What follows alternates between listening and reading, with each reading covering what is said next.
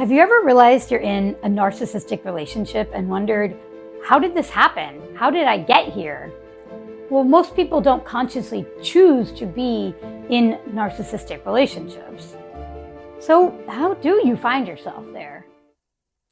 Well, usually it's a combination of factors, including a history of trauma, often with parental or other early attachment figures, a feeling stuck or depressed or hopeless in life, and or a pattern of codependency. Hi, my name is Stara Shakti, a licensed psychotherapist and lightworker with a private practice in Los Angeles. Welcome to my channel about all things healing from trauma. And now here are the 10 bad habits of codependents in toxic narcissistic relationships. 1. Isolation. Narcissists will try to isolate you from your support system, but you might not realize it, or if you do, you might not reach out to your other loved ones who could help you get out of an abusive situation that you're in. 2. Shame. Narcissists also use shame to control their victims, so you might be afraid to ask for help, which ties back to the isolation. But when unaddressed, shame can become your shadow, which might make you more susceptible to predators and addictions. 3. You might keep secrets or protect your abuser, which could involve self-gaslighting, which is believing the lies your narcissist tells you, protecting your narcissist's reputation, and triangulating others to avoid direct communication. Number 4, poor communication skills.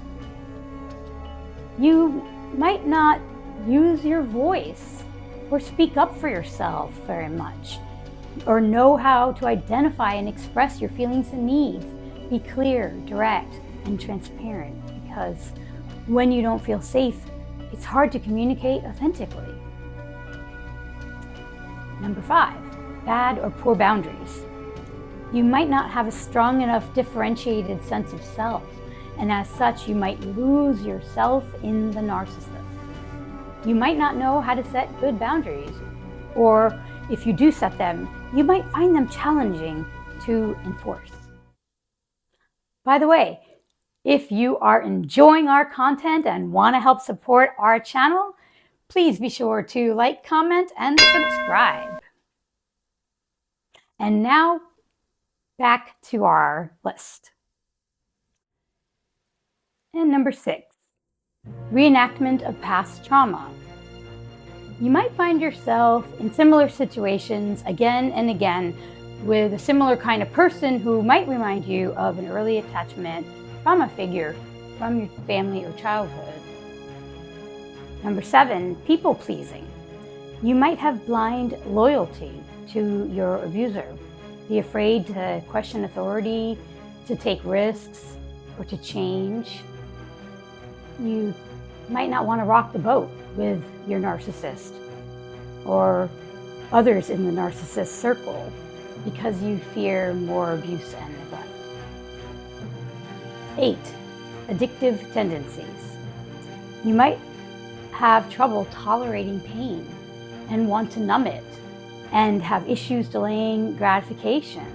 So you might abuse substances or engage in process addictions, unknowingly making it easier for your narcissist to control you. 9, low self-esteem.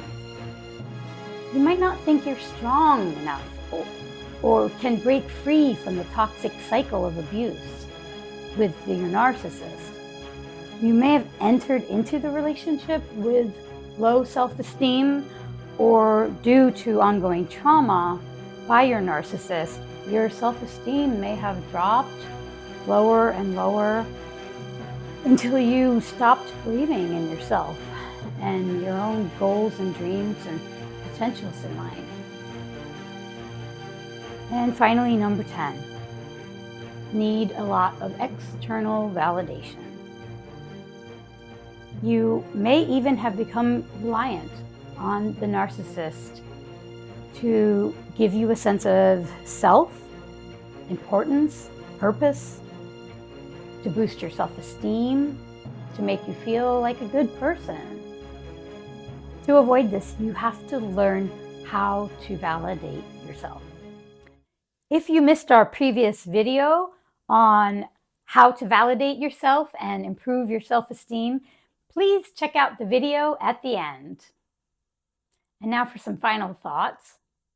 To be perfectly honest, recognizing and freeing yourself from a toxic cycle of abuse from a narcissist is not easy, but it can be done.